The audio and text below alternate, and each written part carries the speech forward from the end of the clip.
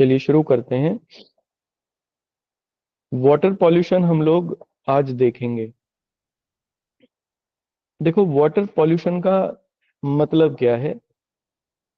जैसे पॉल्यूशन का तो बड़ा सीधा सा मतलब यही है कि मान लो किसी भी वजह से, चाहे वो नेचुरल हो चाहे वो मैन मेड हो, अगर पानी के, देखो पानी की तीन प्रकृतियां होती हैं। पानी की में पानी को हम लोग तीन आधार पर विश्लेषित कर सकते हैं, उसके गुणों के आधार पर। जैसे एक तो भौतिक गुण, उसकी फिजिकल प्रॉपर्टीज। फिजिकल प्रॉपर्टी में उसका रंग आ जाएगा, उसमें उसमें गंध आ जाएगी, मतलब उसका स्वाद आ जाएगा, टेस्ट आ जाएगा। These are the physical properties. तो या तो फिजिकल प्रॉपर्टी के लेवल पर किसी तरीके का कोई बदलाव आ जाए, उसका रंग बदल जाए, स्वाद बदल जाए, उसमें से गंध बदल जाए, यानी बदबू हो जाए, तो भी एक प्रदूषण है। अ, जल प्रदूषण है किसी भी वजह से। इसे फिजिकल कहेंगे, फिजिकल लेवल पर कोई चेंज आया। केमिकल लेवल पर कोई चेंज आया, इसमें यह होगा कि उसका कोई रासायनिक स्ट्रक्चर बदल जाए पानी की। जैसे पानी में कई सारे मिनरल्स भी मिले हुए होते हैं, और अगर वो मिनरल्स की मात्रा घट बढ़ गई या कुछ और मिनरल्स उसमें ऐड हो गए जो अनवांटेड हैं, यानी केमिकल स्ट्रक्चर अगर चेंज होती है, तो this is also a pollution. एक होती है उसकी बायोलॉजिकल लेवल पर कोई उसमें बदलाव आ जाए। जैसे पानी में आप लोगों ने देखा होगा सूक्ष्म जीव होते हैं, बैक्टीरिया होते हैं काफी मात्रा में। और इसके अलावा पानी के अंदर कुछ पेड़ पौधे सूक्ष्म, जैसे एल्गे या और भी कुछ होते हैं। अगर इनकी वजह से इनकी बहुत ज्यादा वृद्धि हो जाए, तो इनकी वजह से भी पानी में एक तरीके का इम्बैलेंस क्रिएट होगा। इसको हम लोग बायोलॉजिकल इम्बैलेंस कह सकते हैं, या ये बायोलॉजिकल पॉल्यूशन में आता है पानी में। तो इन तीनों में से किसी भी एक कारण की वजह से, या तीनों कारणों की वजह से, अगर पानी के बेसिक जो नेचर है अगर वो बदल जाती है जल की, तो फिर इसे हम लोग कहेंगे कि प्रदूषण है ये, या प्रदूषित हो गया जल। ठीक है, ये जल प्रदूषण की परिभाषा है। देखो, जल प्रदूषण सबसे ज्यादा देखने को मिला, पूरी पृथ्वी पर जो पानी है उसका केवल 1% ऐसा है जिसके ऊपर हम लोग मैक्सिममली डिपेंड करते हैं। जैसे 1% में ग्राउंड वाटर आता है, नदियों का पानी आता है, झीलों का, तालाबों का, इवन वाटर वेपर जो एटमॉस्फेयर में है ये भी उसमें 1% में शामिल होती है। हम लोग इसी के ऊपर निर्भर करते हैं, और यही सबसे ज्यादा पॉल्यूटेड भी है। पानी में वैसे तो खुद को साफ करने की क्षमता होती है, पानी अपने आप खुद को साफ कर लेता है, लेकिन लेकिन एक लेवल तक ही कर पाता है। अगर एक लेवल से ज्यादा उसमें पॉल्यूशन है, तो फिर पानी वो खुद को साफ नहीं कर पाता। जैसे आप किसी गदले जल को किसी बर्तन में करके रख दीजिए, तो अगर उसमें गंदगी की कम मात्रा है तो वो साफ हो जाएगा अपने आप ही, वो गंदगी नीचे बैठ जाती है, पानी साफ हो जाता है। लेकिन अगर एक लेवल से ज्यादा है तो फिर नहीं। इसी को हम लोग वाटर पॉल्यूशन के रूप में या वाटर पॉल्यूशन के नाम से जानते हैं। ठीक है, तो आप इस, ठीक है ना। अब हम लोगों ने, ह्यूमन ने सबसे ज्यादा इसी को पॉल्यूटेड किया। ह्यूमन ने भी किया, नेचर भी पॉल्यूट करती है, लेकिन नेचर जब पॉल्यूट करती है तो वो नॉर्मल लेवल पर करती है, अपने आप पे ठीक हो जाता है पानी। लेकिन जब ह्यूमन करता है तो ठीक नहीं होता।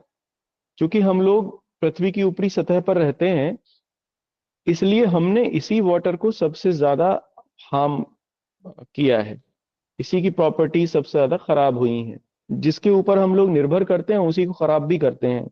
नेचर भी है ये ह्यूमन की, जहां वो रहता है वहां वो गंदा करता है। तो आप देखो, जल प्रदूषण के कौन कौन से स्रोत हो सकते हैं बड़े। सबसे बड़ा सोर्स माना जाता है जो हाईली पॉल्यूट करता है वाटर को, वो है इंडस्ट्रियल पॉल्यूशन, औद्योगिक प्रदूषण। उद्योगों से निकलने वाले केमिकल स्लर्स सब नालों से होते हुए नदियों में, और फिर उसके बाद समुद्र में वो मिलते हैं। हालांकि नदियां को सबसे पहले पॉल्यूट करते हैं। फिर ये भी देखने में आया कि कुछ औद्योगिक इकाइयां अपने इस स्लर्स वगैरह को ग्राउंड में, जमीन में छोड़ देती हैं, तो फिर ये ग्राउंड वाटर को हाईली पॉल्यूट कर देता है। तो इंडस्ट्रियल पॉल्यूशन सबसे खतरनाक प्रकार का पॉल्यूशन है जो देखने को मिलता है। दूसरे नंबर पे कृषि का आता है, एग्रीकल्चर। एग्रीकल्चर में हम लोग जब बहुत ज्यादा मात्रा में खाद वगैरह यूज करते हैं, तो पानी के साथ वो रिस कर ग्राउंड वाटर को पॉल्यूट कर देती है। जैसे पंजाब और हरियाणा में नाइट्रेट की मात्रा पानी में खूब मिलने लगी है, और उसका कारण यही है कि वहाँ यूरिया वगैरह का खूब इस्तेमाल होता है, एक लेवल से ज्यादा करते हैं। दूसरा ये है।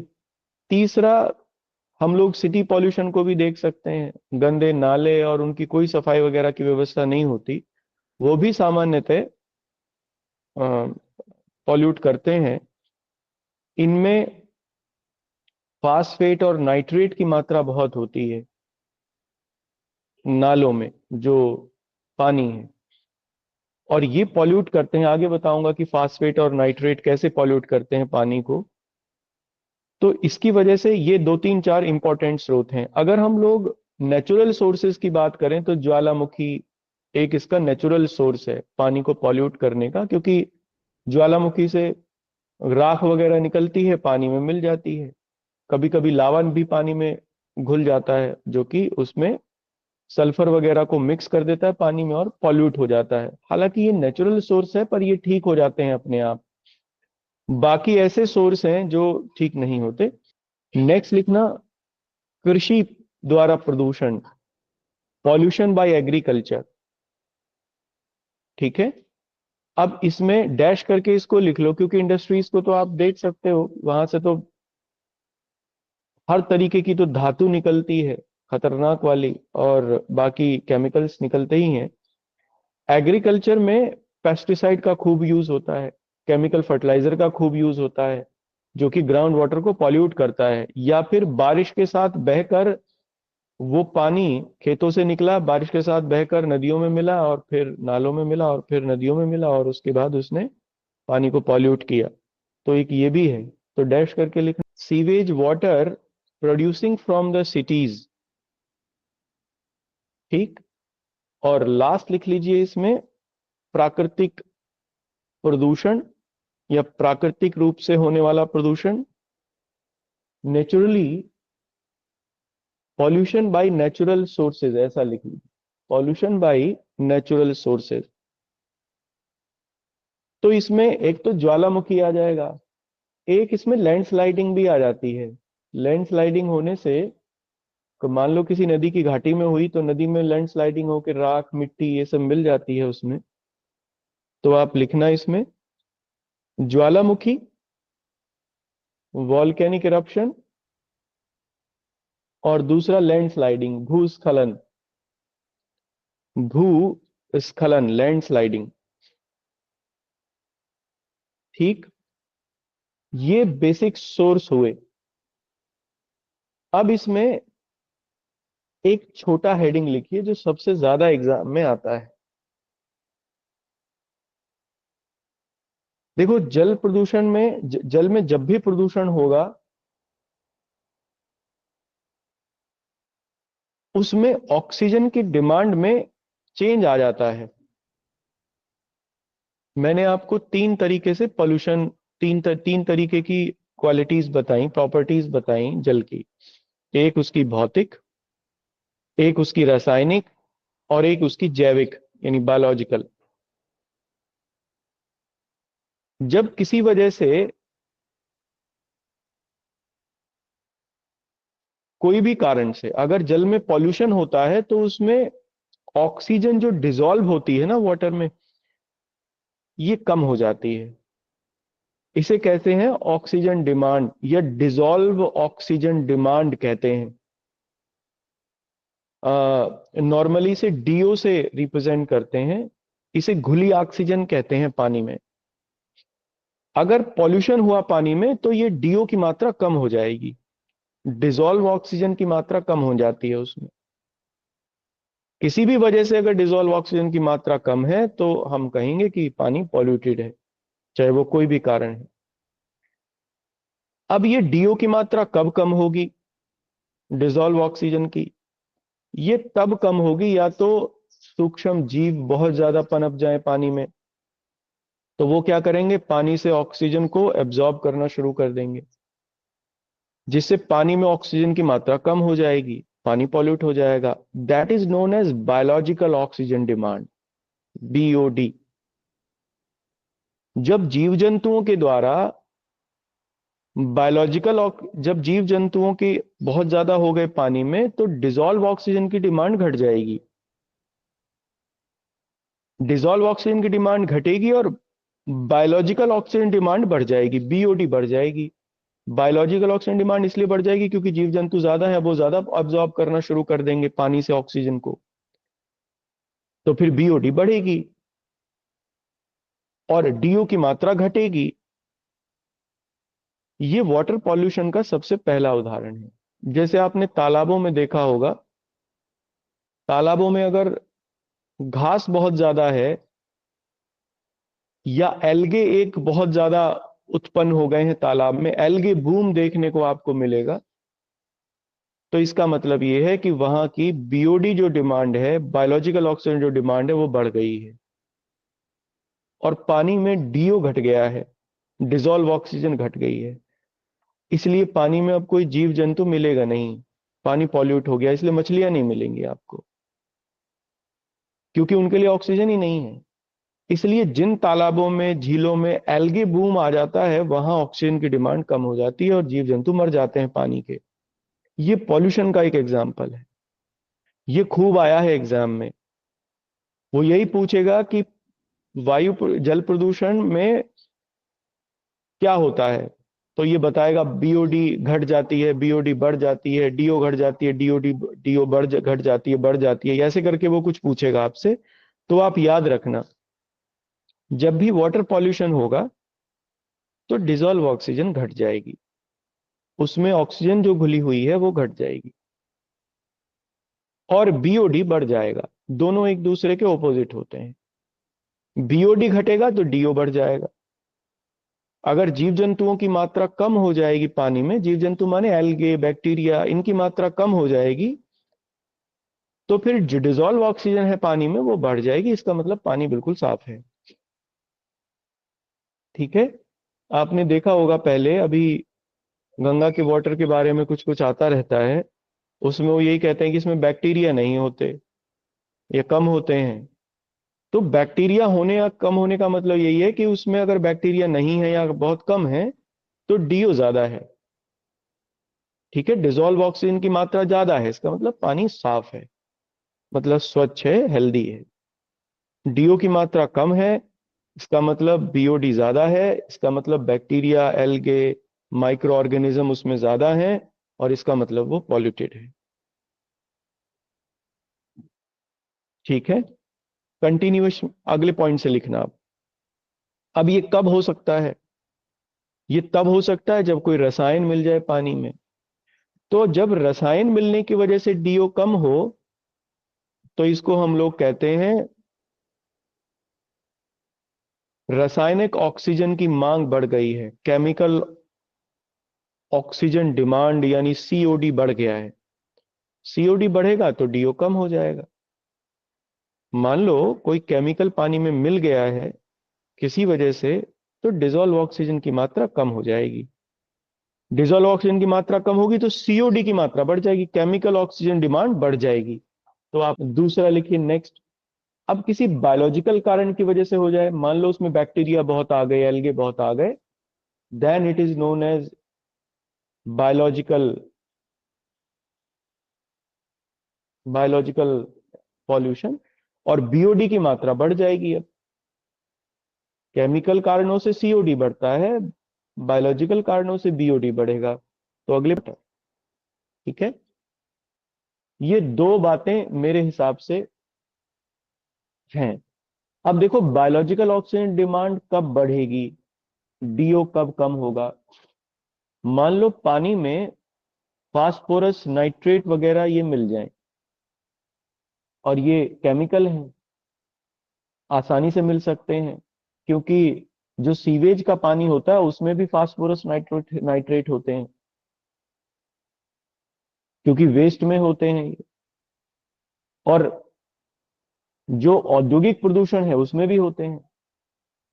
अगर किसी भी वजह से फास्फोरस और नाइट्रेट की मात्रा पानी में बढ़ेगी, तो केमिकल ऑक्सीजन डिमांड तो अपने आप बढ़ जाएगी ही, लेकिन साथ ही बायोलॉजिकल ऑक्सीजन डिमांड भी बढ़ जाती है। दोनों चीजें होती हैं। क्यों? क्योंकि फास्फोरस और नाइट्रोजन की वजह से जो सूक्ष्म जीव हैं वो पनप जाते हैं। माइक्रो ऑर्गेनिज्म, छोटे छोटे पेड़ पौधे, एल्गे, क्योंकि फास्फोरस और नाइट्रोजन इनके लिए न्यूट्रिएंट हैं, तो वो इसमें पनप जाते हैं पानी में। इसलिए फास्फोरस और नाइट्रोजन नाइट्रोजन अगर पानी में मिला हुआ है किसी तरीके से भी, तो वहां पर एल्गे बूम आपको देखने को मिलेगा। खूब पानी में काई और छोटे छोटे पेड़ पौधे, ये सब पेड़ पौधे तो नहीं होते, वो माइक्रो ऑर्गेनिज्म होते हैं, वो इसमें पानी में अपने आप उत्पन्न हो जाते हैं, और पानी से ही वो ऑक्सीजन को एब्जॉर्ब करने लगते हैं, और इसीलिए बीओडी बढ़ जाती है, डीओ कम हो जाती है। तो ये एक बेसिक कारण है। तो ठीक है, अब इसमें आप नेक्स्ट हेडिंग लिख लीजिए, इंपैक्ट ऑफ वाटर पॉल्यूशन। देखो, अगर जल में माइक्रो ऑर्गेनिज्म की मात्रा ज्यादा है, बैक्टीरिया, एल्गे, है ना, ये अगर ज्यादा है तो ये कई सारी बीमारियां क्रिएट करते हैं, जैसे डायरिया और जॉन्डिस, डिसेंट्री, टाइफाइड, ये सब बीमारियां इसी वजह से होती हैं। एक चीज। दूसरे, अगर पानी में किसी वजह से भारी धातुएं ज्यादा हैं, जैसे एस्बेस्टस, आर्सेनिक, खूब मिलता है पानी में आर्सेनिक की मात्रा, पंजाब में तो बहुत संकट है इससे, बंगाल में भी खूब संकट है, क्योंकि गंगा बह के जाती है और वहां तक जाते जाते हाईली पॉल्यूटेड हो जाती है, तो वहां का ग्राउंड वाटर भी पॉल्यूटेड है। तो आर्सेनिक वगैरह मिलकर या हैवी मेटल्स मिलकर कार्सिनोजेनिक होते हैं, ये हैवी मेटल्स कैंसर कारक होते हैं, किडनी का कैंसर, ये सब हो जाता है। ठीक है, एक चीज। दूसरे, अगर पीने के पानी में नाइट्रेट की मात्रा ज्यादा है, तो इससे एक बीमारी है जिसे ब्लू बेबी सिंड्रोम कहते हैं, ये हो जाती है। जब बच्चा पैदा होता है तो वो नीले रंग का हो जाता है इसकी वजह से, क्योंकि उसमें ऑक्सीजन की मात्रा में कमी होती है। नाइट्रेट, उसके ब्लड में नाइट्रेट का की मात्रा ज्यादा होती है, इसलिए उसका रंग नीले रंग का होता है, हल्का। तो नाइट्रेट की मात्रा से ये पूछा गया है एग्जाम में। कैडमियम अगर है पानी में मिला हुआ, तो उससे इटाई इटाई रोग हो जाता है, जिसमें हड़ इसमें जो हड्डियां हैं, जोड़ हैं, जॉइंट्स, इसमें बहुत तेजी से दर्द होता है। फ्लोराइड की अगर अधिकता है तो फ्लोरोसिस, हड्डियां कमजोर हो जाती हैं बहुत। आर्सेनिक की अधिकता है तो ब्लैक फुट। ये सारी बीमारियां पानी से होती हैं, और ये सारी पूछी गई हैं एग्जाम में। लास्ट क्लास में हम लोगों ने वाटर पॉल्यूशन देखा था, वाटर पॉल्यूशन की बेसिक क्राइटेरिया और ये सब। अब इसमें एक नोट आपको लिखना है। नोट में एक चीज आपको समझनी है, वो ये है,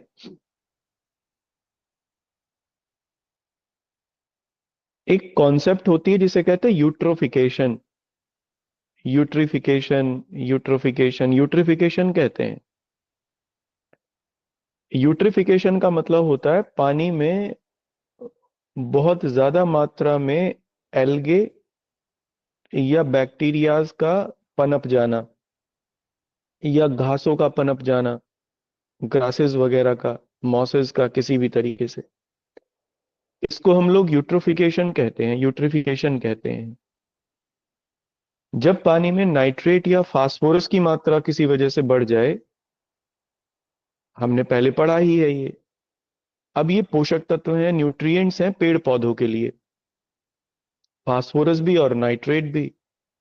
तो पानी में पेड़ पौधों की मात्रा बहुत बढ़ जाती है, पेड़ पौधों की, एल्गे की, मॉसेस की, है ना। अब इसकी वजह से क्या होगा कि जो बायोलॉजिकल ऑक्सीजन डिमांड है उस जगह की वो बढ़ जाएगी, और फाइनली ये होगा कि पानी प्रदूषित होगा। तो यूट्रिफिकेशन एक कॉन्सेप्ट है जब तालाब में, झील में बड़ी मात्रा में पेड़ पौधे या ग्रासेस वगैरह को देखा जाए, इसको हम लोग यूट्रिफिकेशन कहते हैं। ये खूब आया है एग्जाम में, most of the times eutrophication पूछते हैं। कब होता है?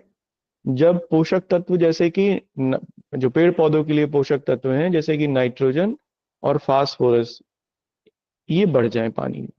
और ये कब बढ़ते हैं? जैसे सीवेज का पानी है, या गंदा पानी है, स्लर वगैरह है जिसमें नाइट्रेट भी और फास्फोरस भी है, वो पानी में स्वच्छ में मिलेगी तो बढ़ जाएगा।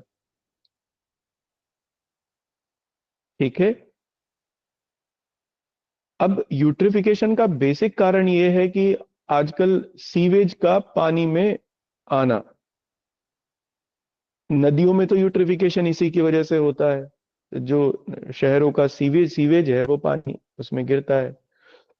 तालाबों में भी इसी तरीके से देखने को मिलता है, आजकल गांवों में भी यही चल गया है कि सीवेज वो सब अब तालाबों में डालते हैं। तो यूट्रिफिकेशन का ये बेसिक कॉज है।